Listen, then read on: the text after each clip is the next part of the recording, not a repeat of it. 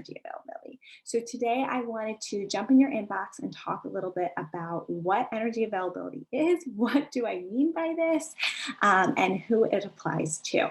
So energy availability basically just means how much energy is available to our bodies to use on a day-to-day basis to do three things.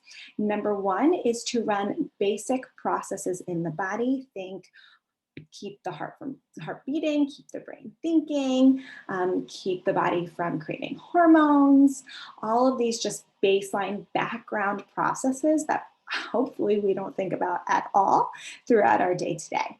The second is just daily activities of living. So getting up, brushing your teeth, making breakfast, just moving around for our day-to-day routine.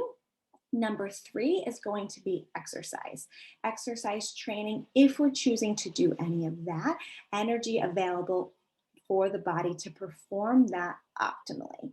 What low energy availability means is basically that there's just not enough energy coming into the system through calories eaten to compensate for all of these processes and the body's optimal health and functioning on a day-to-day and also long-term basis, right? So a lot of this research was done in obviously eating disorders, starvation. This was all very well known that low energy availability existed in these populations, but it was a little less known how it occurred on more of a day-to-day basis in more of the general population. So a lot of research has been done over the past couple of years, specific to more athletic and like highly trained populations, right? Because they have a higher output of how much energy they need on a daily basis. So they can be at a little bit of higher risk for low energy availability if they're not adequately compensating by taking enough calories in.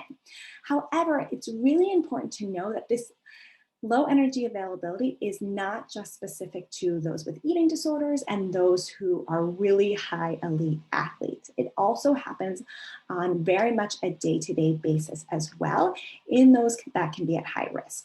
So what makes someone at risk for low energy availability issues aside from these other things that I've mentioned? So number one, schedule and availability of food. We lead busy lives. We are constantly doing stuff day to day, minute to minute to just kind of live our life, right?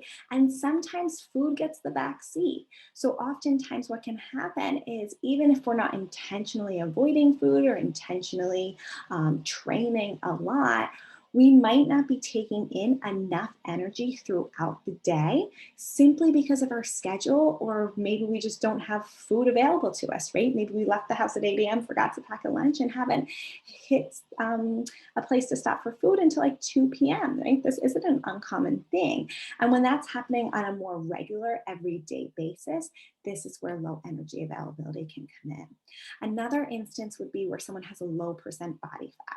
No matter what that reason is, maybe they're training in the gym a lot, maybe they're working towards a weightlifting competition, all these other instances, that can signal that maybe there's not enough energy getting into the system to compensate for all of the things that the body needs to do for current and long-term optimal health.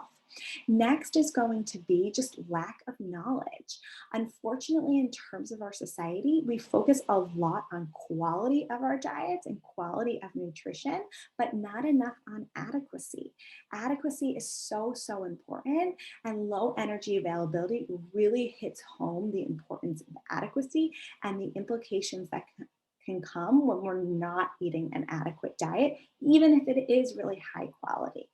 Last but not least is going to be a I don't want to say poorly, but a poorly managed or implemented weight loss regimen, right? So obviously when it comes to those individuals looking to lose weight, what you really need to do is to create this day-to-day caloric deficit. When this is done for too long or it's done to a too extreme extent, low energy availability issues will occur.